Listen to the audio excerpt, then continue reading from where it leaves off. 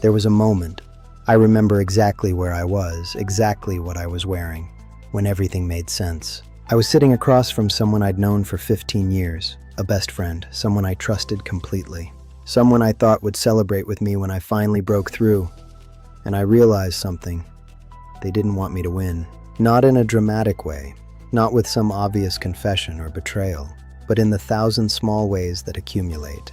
The congratulations that felt heavy, the questions that felt like tests, the silence when I expected excitement, and the terrifying part, I almost didn't notice, because they were so good at it.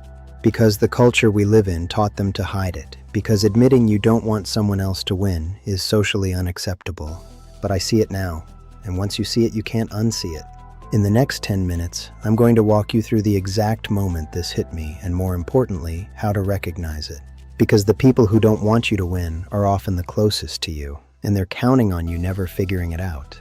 The moment it clicked, I was celebrating a win, nothing massive, just something I'd been working toward.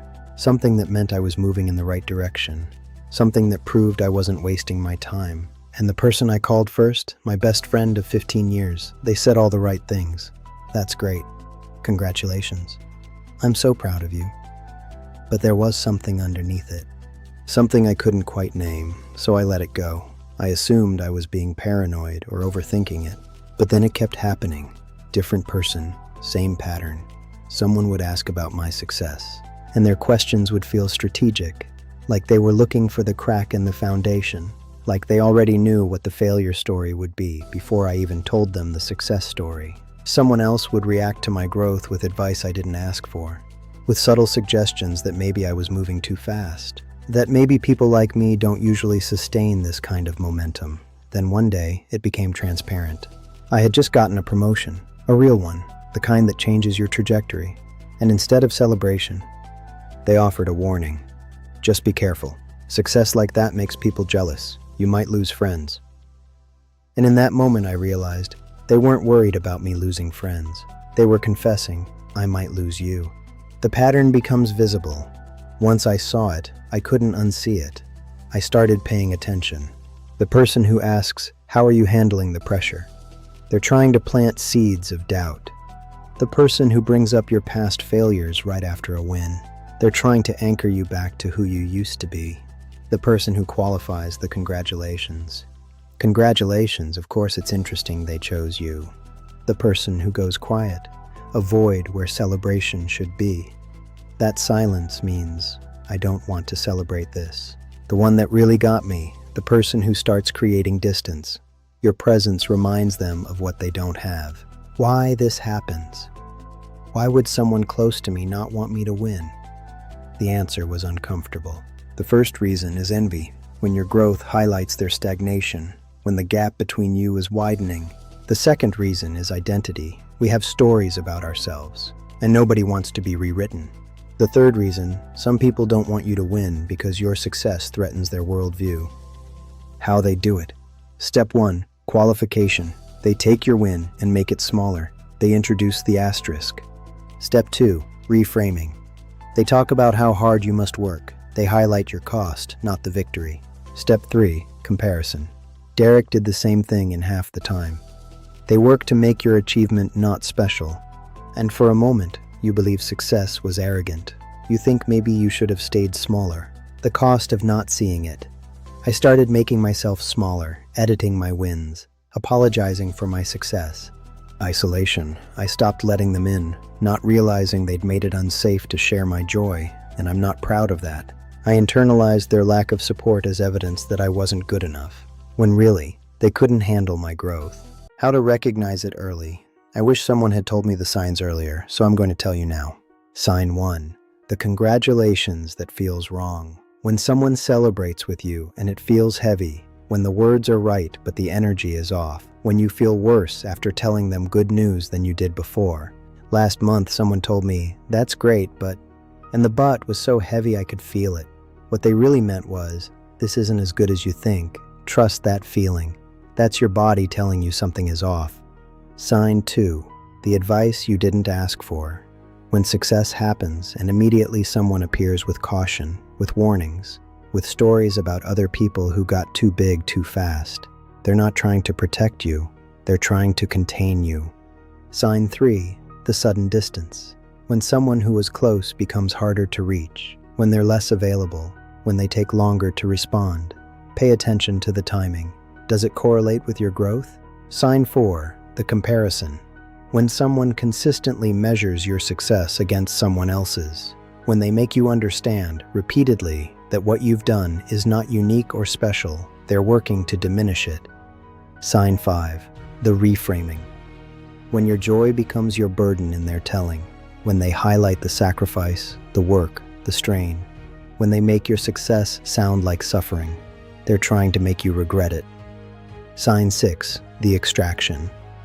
When someone who wasn't interested in your growth suddenly wants all the details, when they want your system, your strategy, your secrets, when they frame it as interest but it feels like theft. What this realization means. Understanding that someone doesn't want you to win is one of the most clarifying moments of your life. It's devastating because it's a betrayal, but it's also liberating because it's honesty. You finally understand why the dynamic felt off, why the support felt conditional, why celebration felt dangerous, and once you understand, you have a choice. You can try to earn their support by becoming less, by shrinking, by negotiating your success down to a size they can tolerate. Or you can accept that not everyone is meant to celebrate with you. That some people are built for certain chapters of your life, but not for the next chapter. That their inability to celebrate your win is not evidence of your worth. It's evidence of theirs. How to move forward.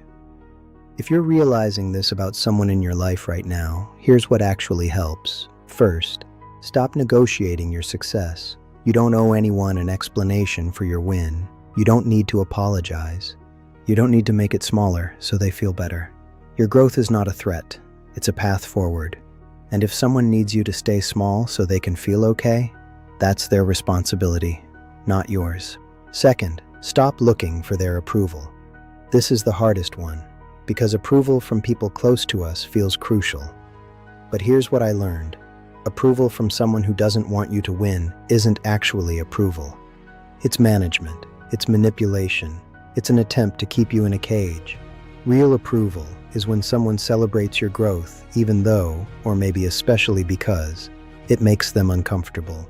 Real approval is when someone says, "I'm struggling with this, but I'm proud of you anyway." Most people can't do that, so stop waiting for them to.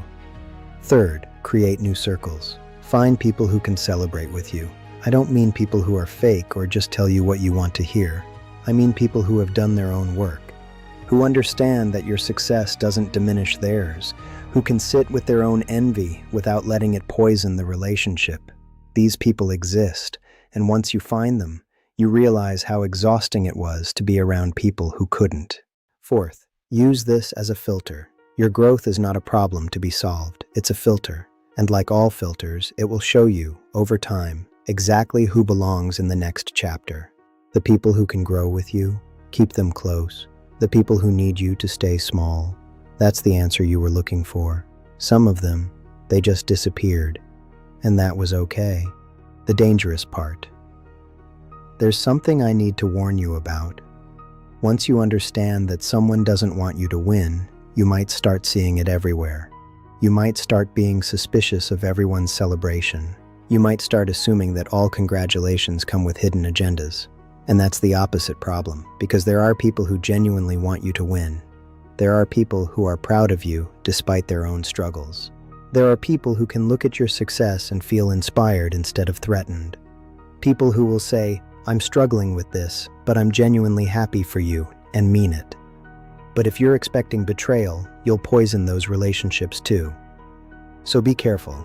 Yes, pay attention to the signs. Yes, notice when someone's energy feels off. But don't let this become an excuse to isolate yourself. Sharing joy is how we stay human. The trick is just being more selective. The realization. The moment I realized they didn't want me to win was painful, but it was also the moment everything got easier. Because once I knew I could stop performing for them, I could just win. And remember at the beginning when I said there was a moment when everything made sense. This is it. This is the moment when you stop needing their celebration to validate your win. Because here's the truth, your win is real. The fact that someone can't celebrate it doesn't make it less real. The fact that someone is threatened by it doesn't make it less significant. The fact that someone is jealous of it doesn't make it less earned. You didn't do anything wrong by growing. You didn't betray anyone by succeeding. You just outgrew a relationship that was built on you being smaller. And that's not a failure. That's a success. The hardest part is learning to believe that. But once you do, once you really do, you'll stop looking for approval from people who were never going to give it. You'll stop performing for an audience that didn't actually want to see you shine. The people worth keeping are the ones who celebrate your light. If you needed to hear this, drop in the comments. They didn't want me to win, because saying it out loud is the first step to believing it, and believing it is the first step to moving forward. Thank you for watching.